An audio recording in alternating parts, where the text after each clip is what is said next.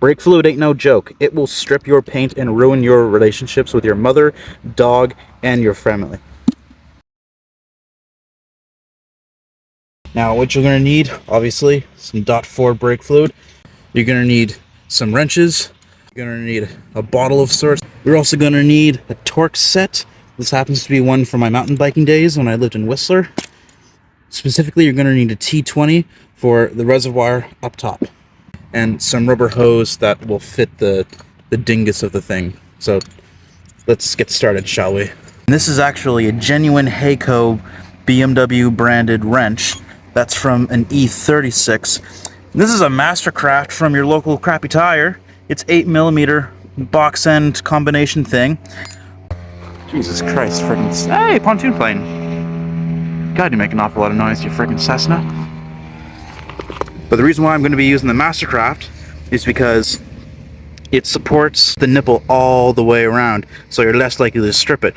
I'm not saying that Hayco makes a shit wrench, but if I've got an opportunity to use a better method of the same tool, I'm going to use the better method. And holy moly, have yourself ready some frickin' shop towels too. These are a lifesaver. Get your wrench on the thing, set up your hoser frickin' root beer bottle thing. What you want to do is you want to get a nice good coverage of shop towels. You want to waste as many trees as humanly possible. You want to break them loose. The star pattern doesn't entirely matter because there's only 3 of them. Although, if and where you can, definitely do a star pattern. There's going to be a diaphragm and there's going to be a gasket below here. They're both going to be soaked in brake fluid. This is where you got to be extra careful. Very important to keep air out of the system.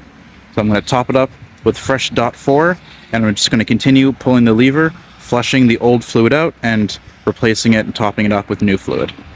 So you'll know when to switch when the fluid that you see here is the same color of the fluid that's going into the reservoir. And for reference, the brake fluid that's coming out is looking an awful lot like the root beer that was originally in here. Although this, I might argue, is not as tasty.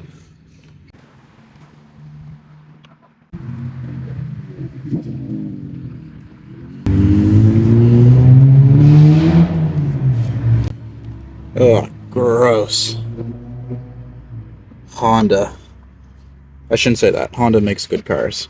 I just can't stand the tuner kids behind them. Could you imagine owning a K20 and then being surprised it's got a leaking head gasket? Could you imagine? You'll note that the fluid's a little bit high on this side, but it's kind of low on this side. I'm doing the best I can with what I've got. It's on a bit of an angle, but that's fine. The diaphragm will take up some room itself. Alright, for those curious, this is a, 341 milliliter bottle, standard beer bottle size, and that's about, bottom third, halfway. And this bottle here is about 350 mils. So there's no reason why you can't use one bottle of brake fluid for front and rear. This should be like an afternoon at the absolute most, and that's including taking your time and, being a hoser, stopping to sniff the roses, chat with your neighbors, blah blah blah. Enjoy. When tightening these down, there's no need to go full gorilla on them. Just a little past snug. Nothing crazy. Happy little screws.